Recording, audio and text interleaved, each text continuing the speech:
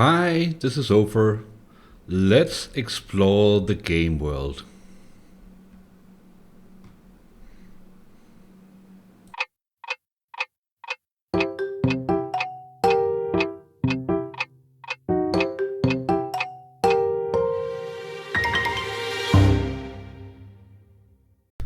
Alright, so I have decided, no, I figured for this 25th episode, let's do something a little bit different.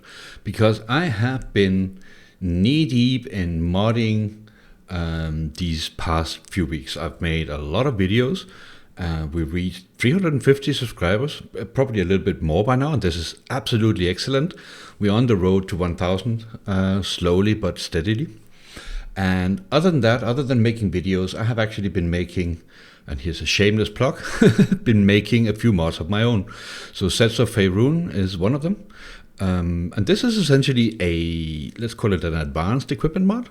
There's nothing in here that I haven't covered in videos already. So if you see this mod and you for some reason are impressed by it, well, there's nothing in here I haven't covered. Everything from how to set up magic items, how to transfer magic effects around, creating set bonuses with Osiris, etc., etc.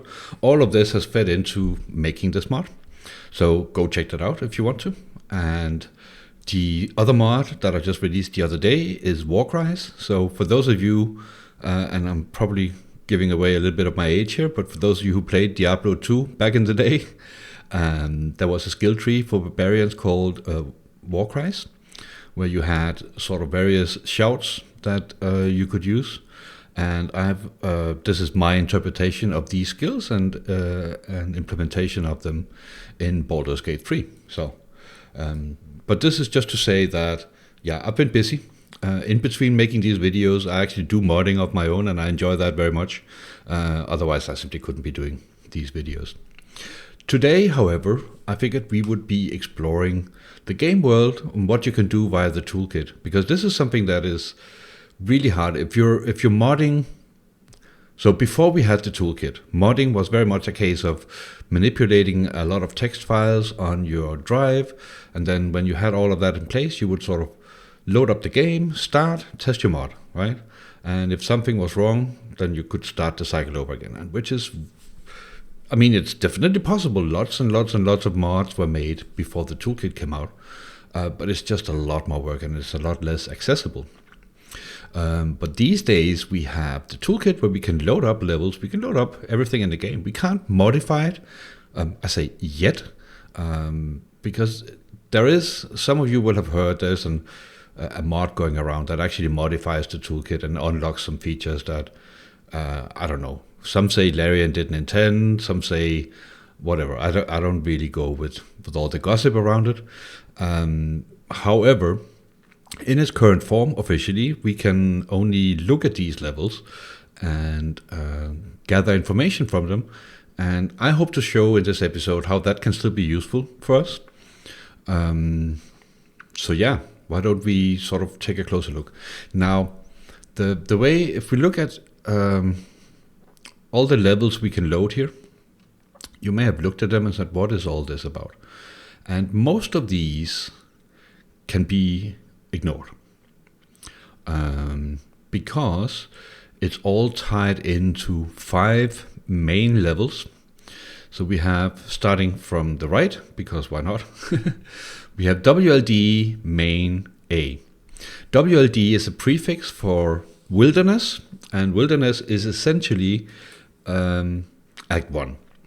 This is not entirely true. It's not all wilderness, because part of Act 1 is also the Underdark. And you couldn't really call that wilderness, could you? But anyway, WLD, all of the Act 1 levels. Then we have Shadow Cursed Lands, SCL. So I guess this is pretty obvious what we have here.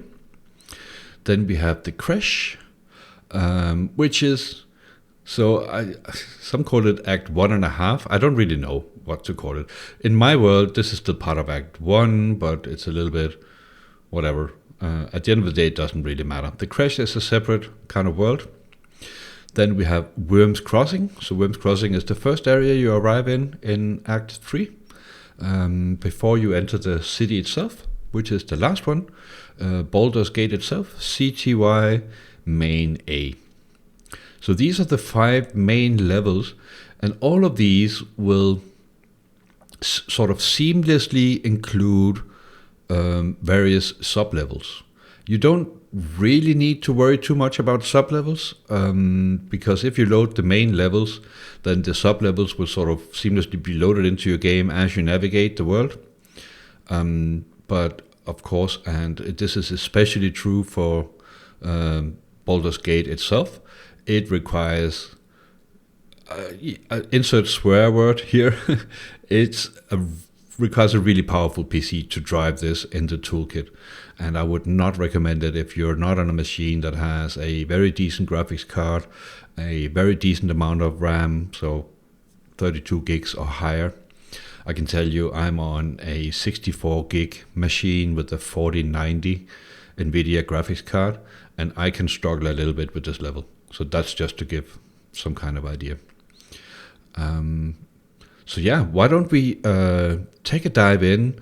I'll take you through how these levels are organized, what you can expect to find in them, and even though we can't edit them, we can take a look at what useful information we can actually pry from these levels and what we can use it for in our mods. So let's get started. So let's start with Act 1, the wilderness. I'll fast forward through the load because it takes a while. Alright, so here we are. The level has loaded. It looks a little bit funny. We don't need all this log spam. So I'll just create a little bit more space. Okay, so by holding down the middle mouse button, you can sort of pan the camera around. And we are actually in Act 1. And if you've never been here, this is going to look slightly confusing. It certainly did to me when I first did this the first time. What I suggest you do when you load in this level, the first thing you do is just click up here, go into game mode, because I don't know which character loaded in. We'll see in a second. But this will take us to the beach, I hope, where Will is our guest for today, our guest of honor. I'll switch off game mode. No, actually, so you're running the game. Here we have Will. He can do everything that you would expect in the game. He can play the game, and I think you can even continue playing and play through the story and do whatever. It all looks a little bit funky because there's all these markers and waypoints called up, and I'll go into a little bit of detail about what that is. So I'm going to exit game mode. So now we are in explore mode. It takes, on my PC, it takes a few seconds before the game settles, and now I can navigate. So we are on the beach. We have finished the tutorial. Actually, we didn't, right? But maybe we'll return to the tutorial later in this episode. Will has arrived on the beach, and maybe we take a look at what all these different icons are. So if we click here, we can see here that this is SCRA Beach Dead Shadowheart. So this is where, how does it go again? If we freed Shadowheart from her part in the tutorial, she will be found here unconscious, and we can then interact with her. I think we can try and steal her mysterious artifact, or we can wake her up. And what does that have to do with SCRA Beach Dead Shadowheart? Well, if I go over here, see the name, I'm going to right click that and copy the value to clipboard, and then I'll open up the story editor, and then I will go to global find replace. I'll put that in, and then we see it found something in a script called Act 1 CHA Shadowheart Recruitment. So from experience, and I say experience like I've done this a million times, but I've been digging around in Osiris, and the CHA scripts like these all have to do with recruiting your companions for the first time. So there will be script for Shadowheart, Lae'zel, Will, Karlach, etc., etc. Anyway, I double click that, and then behind the scenes here, a story has opened up. So this is the Shadowheart recruitment script, everything that has to do with that. And if at all you're interested, I encourage you to go look through this. It doesn't read very nicely because it's basically, a script like this is basically flag management. There's a lot of state. What state is Shadowheart in? Has she been recruited? Did you just leave her in her pod? All these kinds of things. So this is what's going on here. And the reason I bring this up is because this here is a trigger that when you get close to that, it fires off some script. It's not always the case, but in this case, it fires off some Osiris script that sort of advances the story with Shadowheart, and then we move on. Let's see where Shadowheart is, because she is in the world. Shadowheart is alive and well currently. If we continue a little bit down the beach here, we get to the area where we find Shadowheart. So normally when we see her hammering on this door, trying to get through. I think she's using her mace to try and sort of go through this. She's really upset that the door won't open. But this hasn't happened yet. The game has loaded. Most of the characters will be in whatever default state they're in, and so Shadowheart doesn't have anything. She's just standing there. That will change as we get closer. If we look up here, we see these intellect devours. 1, 2, and there's a third one somewhere. I don't know where he's hiding, but he's here somewhere. Also in just the default state, they haven't really done anything yet.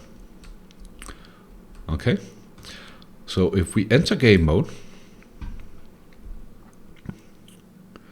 just wait for it to catch up, then let's continue down the beach a little bit. So we see Will running off here. This is all fine. There's some kind of trigger here. He may say something. No. Okay. But here, this I know is a trigger. When you get to this point, he will say something about fresh water. Yeah, there we go. I'd know those clear. Okay, so he says something about the water. I think it depends a little bit on what character you are. And no, we don't see Shadowheart yet. So let's get up there. Aha. So there we go. We see Shadowheart hard at work, trying to bash down this door. Good luck with that, because that's a medium heavy door, as I recall, and not all that easy. Now, if we take a look at what the game is telling us here, so there's some kind of boxed zone here, and I'm pretty sure it's related to. Let's leave game mode for a second. Go into explore mode again.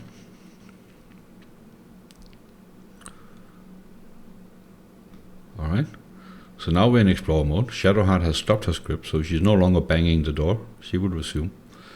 So we can see here there is a debug marker. Now these debug markers are actually very interesting. There is something called the debug book in the game that the developers used when they were developing the game.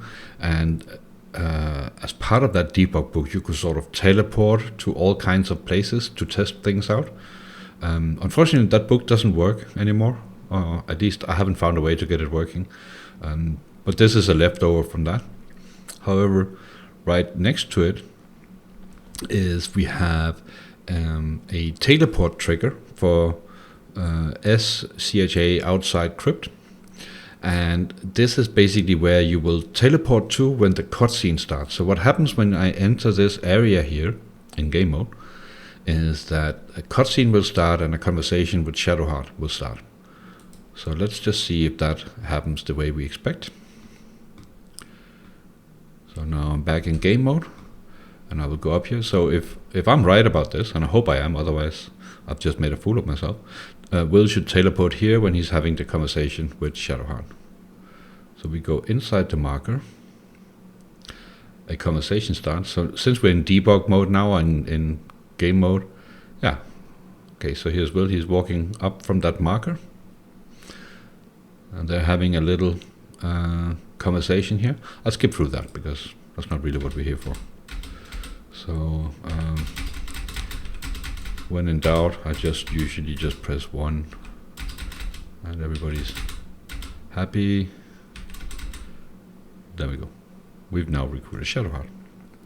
Fantastic. So that's essentially how it works. Now you can press, so this is a waypoint, and I think if you press Control Shift M, you unlock all waypoints. This is only working in the editor mode, however, which means that it is now possible to fast travel anywhere. And this is useful if you're testing something out in a specific area, if you're building a mod. Well, this will essentially, as you can see, we can teleport anywhere in the game right now. So that was Control Shift M. I will, however, so this is what you should be using most of the time. So now the game is busy saying waypoint discovered, waypoint discovered. This is the easy way to do it. But since we're exploring in this episode, I wanted to show you something a little bit different. So while it's doing its waypoint thing, I'm going to go back into explore mode. And then I'll show you how a level like this is actually organized in the game. So now we're zooming out quite a bit. And we can see here, actually let me zoom back in just a little bit. As we can see here, this is the wilderness, seen very, very high from above. If we zoom down here, this is one of the locations where we can meet our beloved friend Raphael at some point. If we go over here, up here is the encounter with the absolute cultists, and this guy, when we get to him, will be almost dead underground. Down here we then find the Owlbear cave, and so on and so forth. Over here is the Blighted Village, I believe it's called, where we have, is it Waldbren, or anyway, somebody is tied to that mill and is not having a good time. You have some goblins here who haven't really activated yet, they're just standing about. So this is how the game looks, but out on the outskirts, you see these floating islands, right? What are those? Well, you can't reach these by normal means. Well, you can, but the way it works is you go through a door somewhere, and then the game will teleport you here. So let's see what we have here, see if we can recognize it.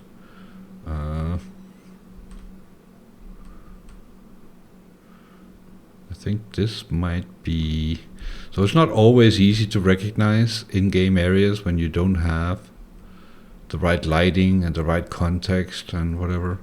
I'm ashamed to admit I have 1,000 hours in this game and I don't recognize this. So let's just pretend you never saw that and we'll find another area. Let's go over here. Much smaller area. What do we have here? Okay. So this is when you get rewarded for saving the grove. There might actually also be an illegitimate way to get down here by means of some lockpicking and pickpocketing and whatnot. But you enter here. This is the druid sort of treasure room, and this is where we find the. So it's called at this stage is called the Den Halsin Blade. This then transforms into something specific, I forget which, some kind of story item.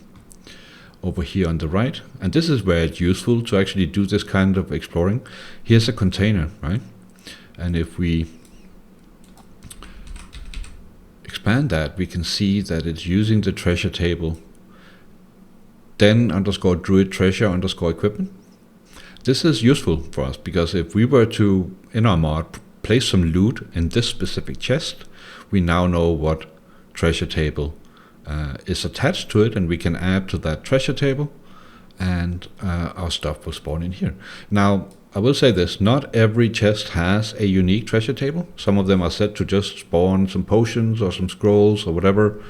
And in that case, you're out of luck, because if you start adding your stuff to those treasure tables, well, then it's going to appear all over the game. Everywhere else, they also use the same tables. So it's a little bit annoying, but it is what it is. This is what we have to work with. Over here on the left, there's also a few more crates that have some unique loot in them. Okay, let's see what else we have. So here we have a little bit of a bigger area. Oh, this was the one I just visited. We were already determined. I don't know what that is. So let's go over here. So this is probably... so this is the Goblin Stronghold. Here we have... What's his name? Draw Raxlin, the Goblin King, standing here, which means that up here, out back, we have a heap of treasure. Oh, I couldn't actually select that because I'm probably hitting something. Yeah, okay, never mind. Actually, maybe let's just deal with this. So there are some areas in the game where there's sort of like a big object interfering, a big invisible object. It's usually done to set atmosphere and whatever. But if you click up here, interaction options, and then disable these two, the globals, that makes it a lot easier to select objects like that. So here we have the Goblin Treasure. And if we expand that, so Goblin underscore King underscore Treasures. Okay.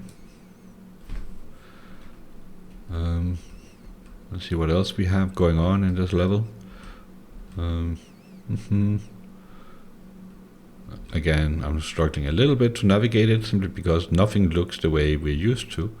So here we have, what's her name? The Goblin, the True Soul God, who will brand you. There's a lot of branding position. See, there's a lot of triggers here that have to do with that.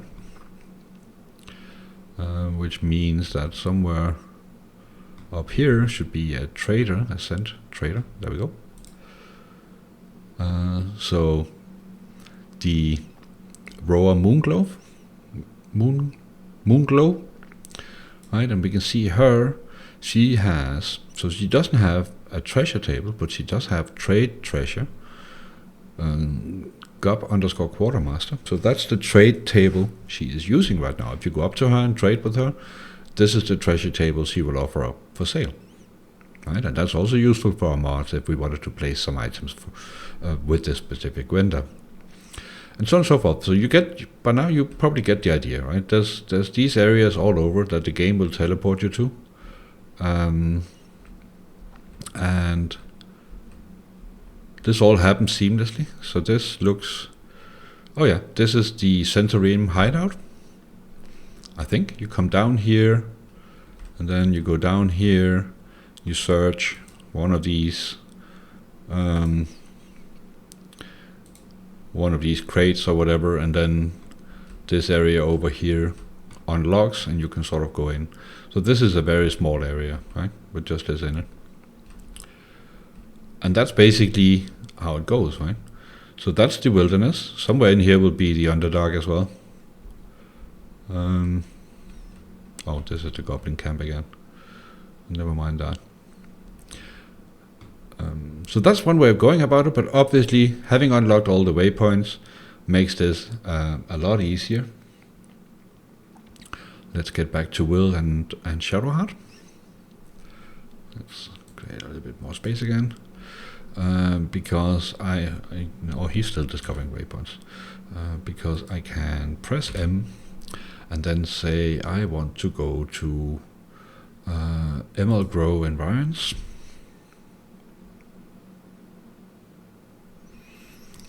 And now we're here. So so obviously this area up here is this box, red box we see here. This is what will start the goblin fight, and there's like a million checkpoints and lots of stuff going on here. So I won't move to that area right now. This is just to show you it's here. So essentially when you move to this spot here, oh, stop it, Will. I'm gonna leave game mode. Right, so here we have an attack position trigger, raiders appear, etc. All kinds of stuff going on. And down here, just to clarify, this zone here is where, you know, if you stand there, I think maybe here, the gate will open, and you will be able, so they will open for you if you're friendly to them, and then you'll be able to go in, right? So yeah, the grove itself is obviously behind this gate. Here we have it with the Sylvanos statue or whatever it is. Everything going on. The bear who's sleeping on the elevator. Well, he's not sleeping yet, but he will. He will be put to sleep by script when we get closer. And then, let me just see. Here we have Bolo, which means Alfira is up here, trying to make her song. Well, we may not see her yet. Oh yeah, he's here. And then down here we have the harpies somewhere. They may not have loaded in yet, but they will eventually when we get closer. So that's in a nutshell how the WLD level is designed. And what I wanted to achieve here is just to give you some idea that you can explore this game world, and you can go figure out what all these triggers are, see if you can find script that's attached to it. So if you wanted to apply a specific condition to your character when certain events in the game happen, well then that is your chance. This is where you do it. So this is the tea house, yeah, where Auntie Ethel hangs out.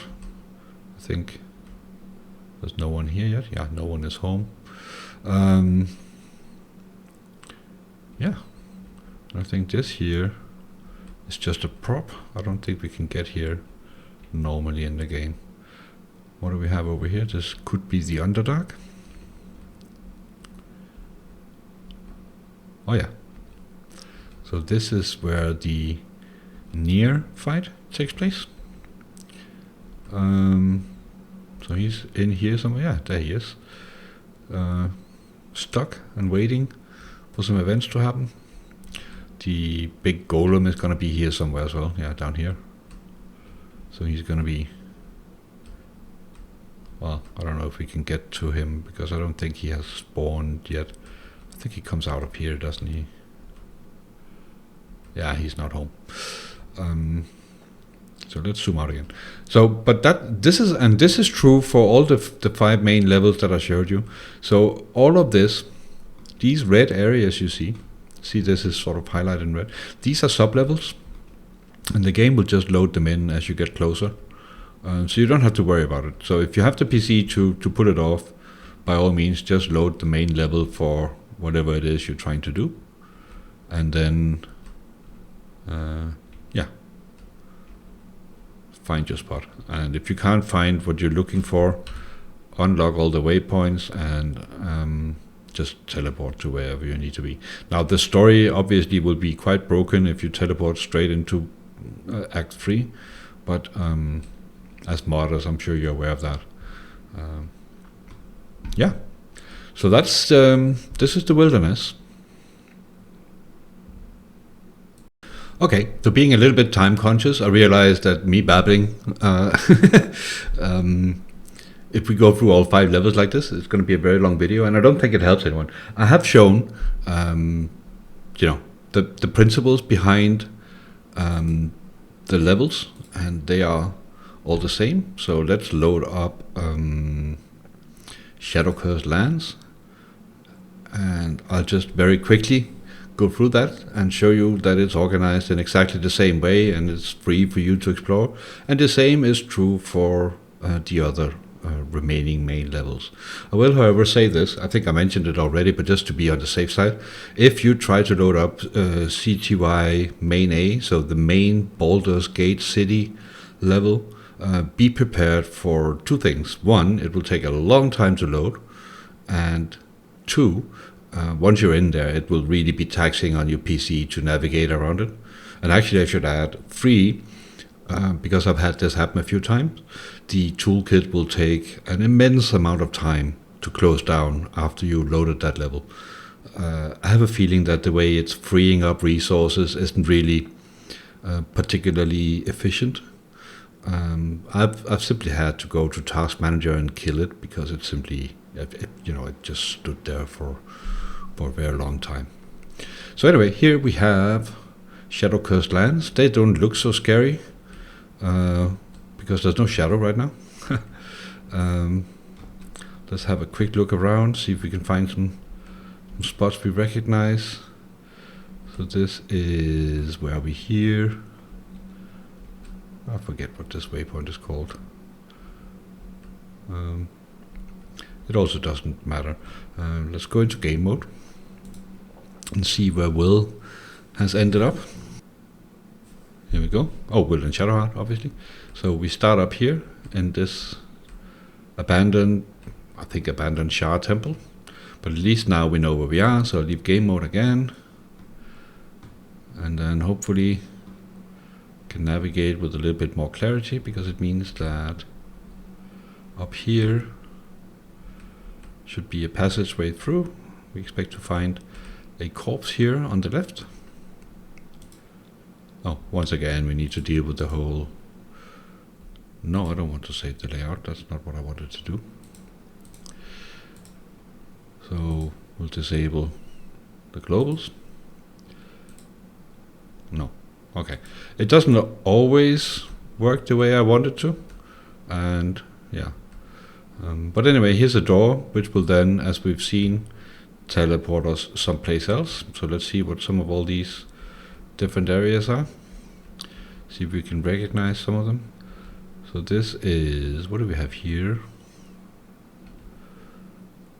Is this where... No, I don't actually know where this is. Okay, fine. Then we'll just go someplace else. There's probably lots of areas in Act 2 that I haven't explored all that much, because there's so many hidden areas. This looks like this is part of the Shah temple and trials sub area of that. And here we have the asylum. Do remind me to do a follow-up video on this. There's already a video on YouTube where some of this is explained, so you can go search for that. Not by me. I forget who actually made it. But this is the Shadow Cursed Lands.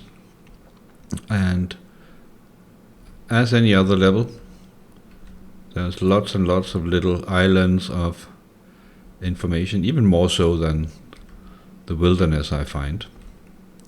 Oh, this is interesting.